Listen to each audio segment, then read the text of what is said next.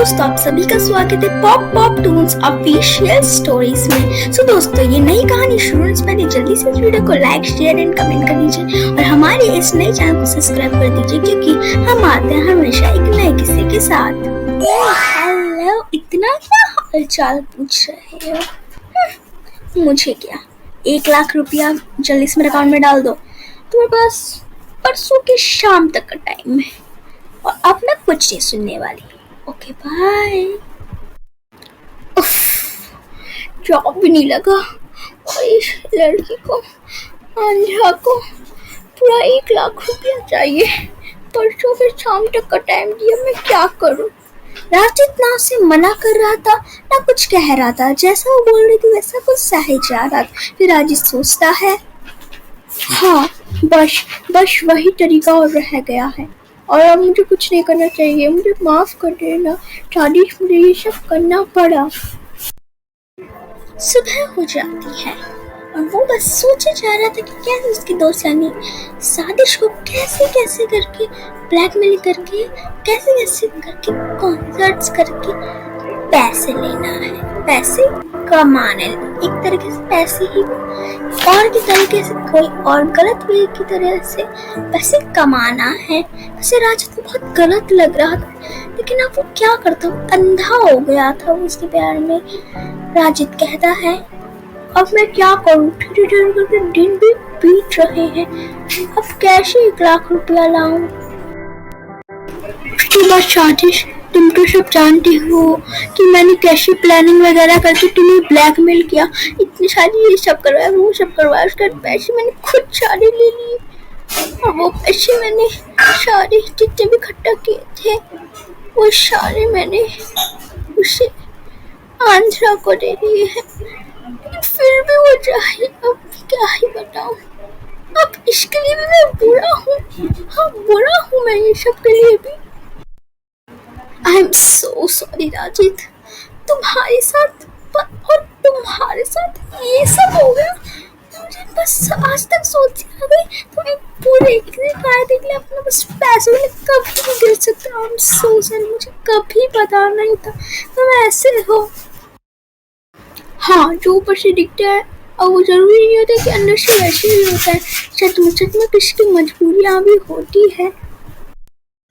मुझे माफ कर देना राजू, मैंने क्या सोचा था, कितना बुरा किया हूँ तुम्हारे साथ। हम माफी तो हमें मांगनी चाहिए थी।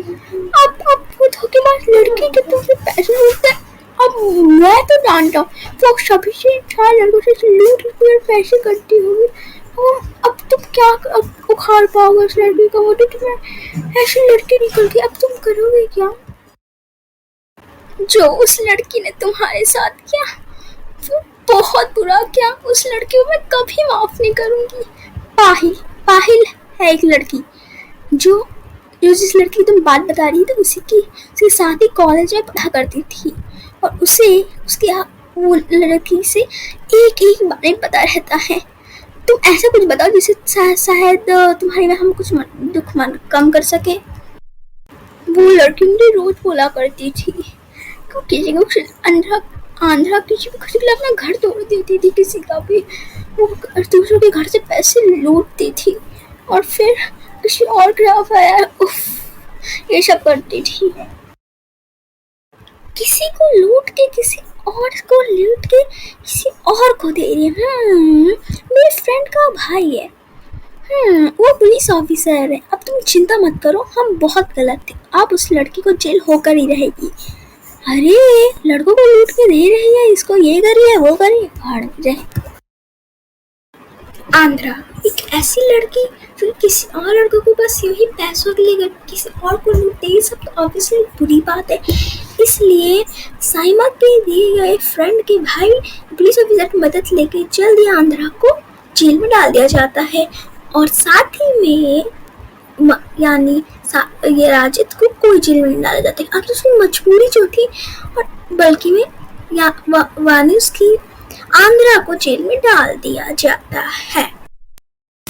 राजित अब खुश तो उसे होना चाहिए था, क्योंकि यानी उसकी वो पुरानी आंध्रा जेल में चाकी पीस रही है।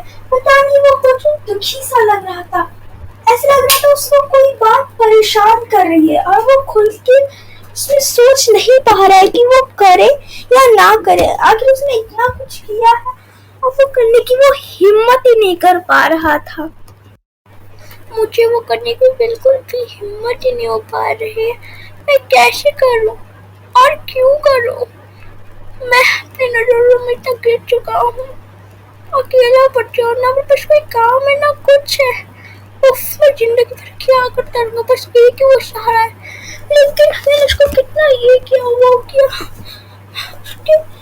उसकी दोस्त की बहन यानी तेशा के लिए क्या क्या नहीं किया। क्या वो अब मुझे माफ करेगी? Oh my God. पता नहीं राजित बालकनी में आम चेयर में झूलते झूलते किसके बारे में सोचा था और क्यों सोच रहा था। और साइमा की भी कंफ्यूजन था। बुढ़ी हो जाऊंगी, मुझे जल्दी शादी कर लेनी चाहिए। शादी के लिए क्या वो मानेगा क्या?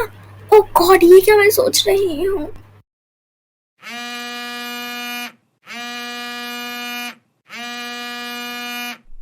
तभी फिर साइमा का फोन बजने लग जाता है।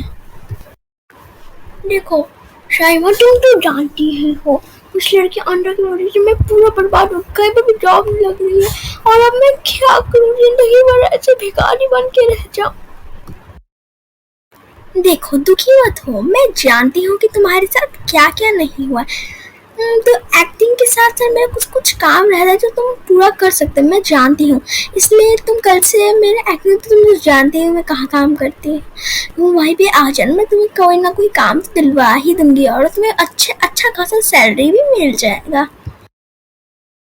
तुम्हारा बहुत बहुत शुक्रिया, तुम्हारी वजह से मैं आज कुछ जॉब और कुछ तो पा चुका हूँ। बट मुझे तुम्हें बहुत दिनों से कुछ बोलना था, तुम तो जानती थी से मुझे कुछ बोलना था। बोलना है? पर क्या बोलना है?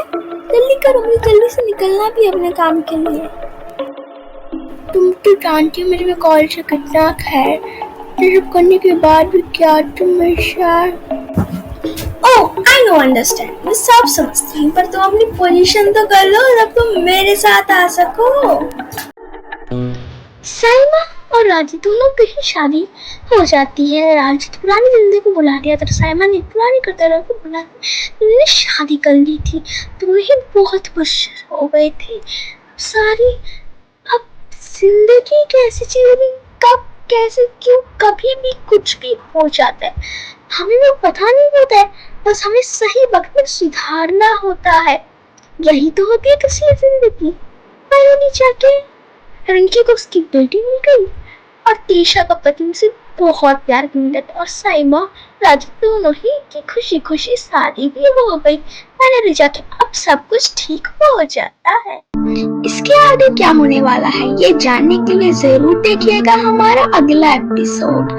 सो दोस्तों, अगर आपको ये वीडियो अच्छी लगी हो तो लाइक शेयर कमेंट एंड हमारे इस नए चैनल को सब्सक्राइब भी कर दीजिएगा।